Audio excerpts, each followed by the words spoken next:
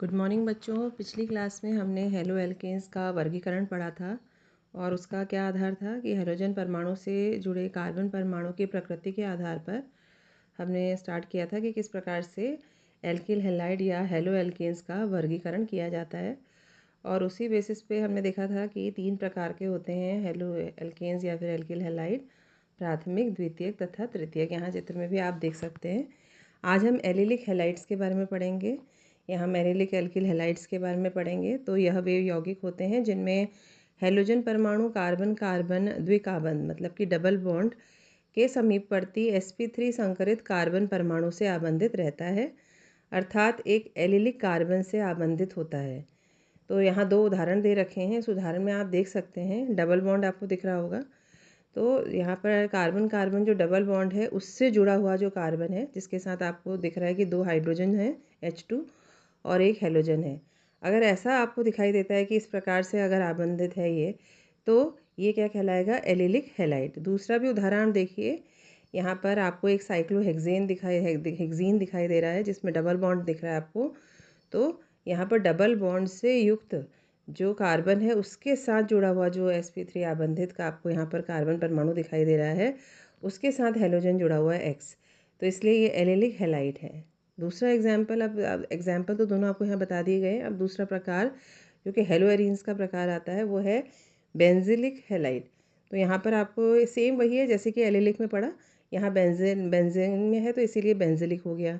तो इस प्रकार के यौगिकों में हेलोजन परमाणु एरोमेटिक वलय से जुड़े sp3 संकरित कार्बन परमाणु से आबंधित रहता है। तो यहाँ भी आप देख सकते हैं डबल बॉन्ड है और डबल बॉन्ड के साथ जो कार्बन जुड़ा हुआ है वो उसके साथ जो हेलोजन अगर इस प्रकार से जुड़ा हो तो ये बेंजिलिक कहलाएगा। दूसरे उदाहरण में भी आपको यही दिखाई दे रहा है कि जो डबल बॉन्ड है, डबल बॉन्ड से जो कार्बन जुड़ा हुआ है उस कार्बन के साथ हेलोजन जुड़ा है, तो ऐसे में ये बेंजिलिक हैलाइड कहलाएगा। तो एलिलिक और बेंजिलिक आपको समझ में आ रहे होंगे। अब इसके बाद नेक्स्ट अब हम पढ़ेंगे जो आप यहाँ पर देखिए कि जो sp2CX मतलब कि जो हेलोजन के साथ जुड़ा हुआ जो कार्बन है आबंध युक्त यौगिक, इस वर्ग में 2 प्रकार आ जाते हैं। वाइनिलिक आ जाता है और दूसरा आता है एरिल हैलाइड। वाइनिलिक हैलाइड असल में एलिफेटिक हेलो एल्केन है और एरिल हैलाइड का उदाहरण ये दे रहे हैं हेलो एरीन का। तो दोनों एक ही है केसेस, बस दोनों में एक में बेंजीन रिंग है दूसरे में नहीं है। अब वाइनिलिक में यहाँ पे देखिए इस प्रकार के यौगिक में हेलोजन परमाणु कार्बन कार्बन द्विकाबंध के sp2 संकरित कार्बन परमाणु से सीधे जुड़ा रहता है। तो देखिए डबल बॉन्ड है, डबल बॉन्ड के साथ डायरेक्टली ही डबल बॉन्ड से जुड़े हुए जो कार्बन है उसके साथ ही डायरेक्टली आप देख सकते हैं कि हेलोजन जुड़ा हुआ है, जबकि जो एलिलिक के केस में ऐसा नहीं हो रहा था।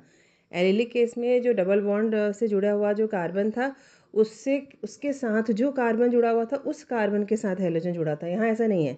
यहाँ डबल बॉन्ड से जुड़े हुए जो कार्बन है उसके साथ डायरेक्टली सीधे ही हेलोजन समूह जुड़ा हुआ है।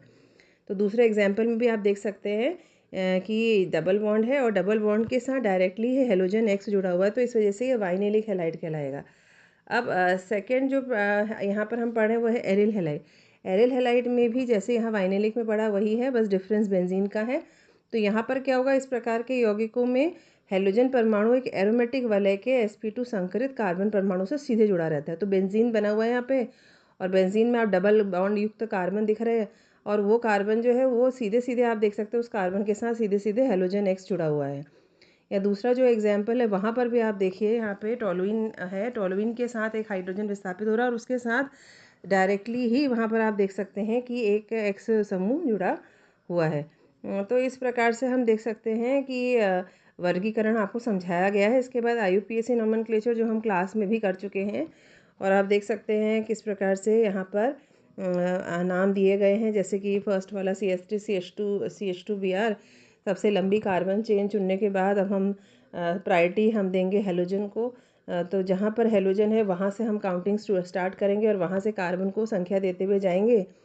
तो पहले कार्बन के साथ जुड़ा हुआ है तो इसका नाम 1 ब्रोमोप्रोपेन हो गया, ऐसे 2 क्लोरोप्रोपेन, ऐसे 2 क्लोरो 2 मेथिल प्रोपेन। तो आप देख सकते हैं कि अगर यहाँ पर देखें तो जो आप मुख्य चेन ले रहे हैं उसमें 3 कार्बन हैं और उस 3 कार्बन में पहले कार्बन के साथ Cl जुड़ा हुआ है, दूसरे के साथ CH3 जुड़ा हुआ है। हम हेलोजन को प्रायोरिटी देते हुए वहाँ से जहाँ पर कि जिस कार्बन के साथ हेलोजन जुड़ा हुआ है वहाँ से हम नंबरिंग देना शुरू करेंगे और इसका नाम 1 क्लोरो 2 मेथिल प्रोपेन हो जाएगा। अब यहाँ पर हेलो एरीन्स दिए हुए हैं। हेलो एरीन्स में भी आप देखिए कि पहले कार्बन के साथ Br जुड़ा हुआ है, तो इसका नाम ब्रोमोबेंजीन है। फिर आप देख सकते हैं कि पहले और तीसरे कार्बन के साथ हेलोजन जुड़ा हुआ है, तो 1,3 डाइब्रोमो इसका बेंजीन नाम हो गया। यहाँ पर पहले, तीसरे और पाँचवें के साथ है, तो 1,3,5 ट्राइब्रोमोबेंजीन है। इस तरह से इनको नाम दिया जाता है। फिर आपको देखिए कुछ IUPAC के एग्जाम्पल्स हैं। ये सारे एग्जाम्पल्स आप समझ लीजिए और इसकी प्रैक्टिस फिर आपको अपनी कॉपी में करनी है। तो इस प्रकार से आप अगर इसको सीरियसली पढ़ेंगे तो आपको ये पूरा लेसन बहुत इजीली ही समझ में आ जाएगा। Thank you.